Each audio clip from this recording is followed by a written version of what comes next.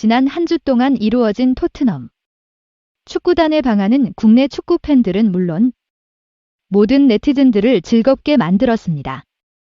동료 선수 손흥민의 모국이었기 때문에 유독 그랬던 것인지 토트넘 선수들의 팬 서비스는 매우 훌륭했고 이들의 반기는 한국인들 역시 매우 성숙한 모습으로 그대를 반겨가장 모범적인 모습을 보였습니다.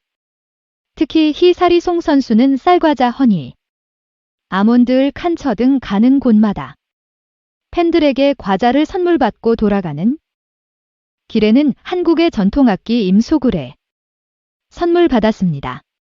비행기 안에서 속 오른 들며 노래 부르는 그의 모습을 본 토트넘의 분들은 이제 토트넘 선수들에게는 영국보다 한국이 홍구장처럼 느껴질 것 같다며 토트넘 선수들이 해외 원정 경기를 가서 이토록 즐거워하는 모습은 처음 봤다며 올라오고 있는데요. 이런 한국에서의 분위기를 가장을 식하고 있는 것은 다름 아닌 한 번입니다.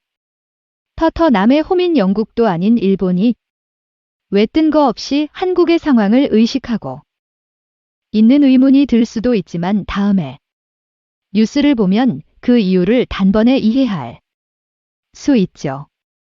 지난 한 주 동안 토트는 그 당이 한국을 방문한 것과 마찬가지로 지난 17일부터 유럽의 또 다른 이면 구단인 파리 생제르맹 FC PSG가 원정 경기를 위해 일본에 방문했습니다.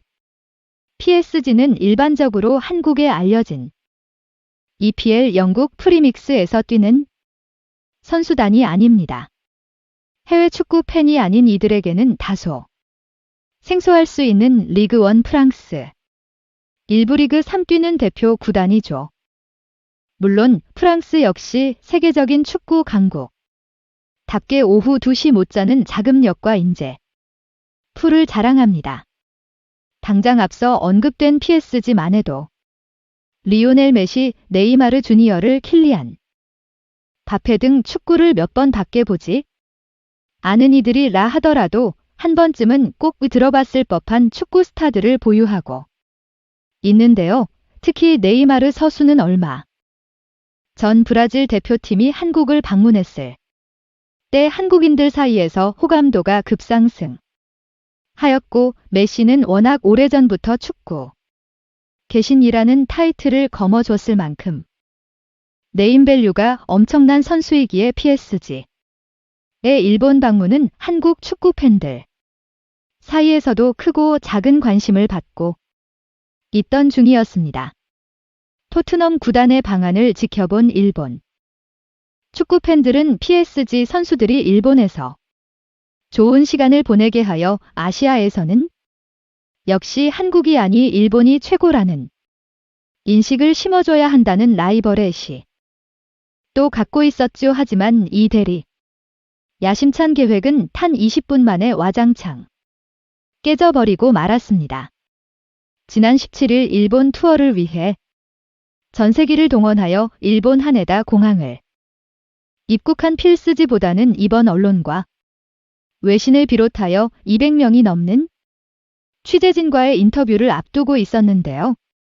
한 번에 대한 다양한 질문을 준비하고 있던 기자들은 PSG 구단의 입장을 목 빠지게 기다렸지만 아무리 시간이 지나도 PSG 구단은 기자회견장에 코빼기도 보이지 않았습니다.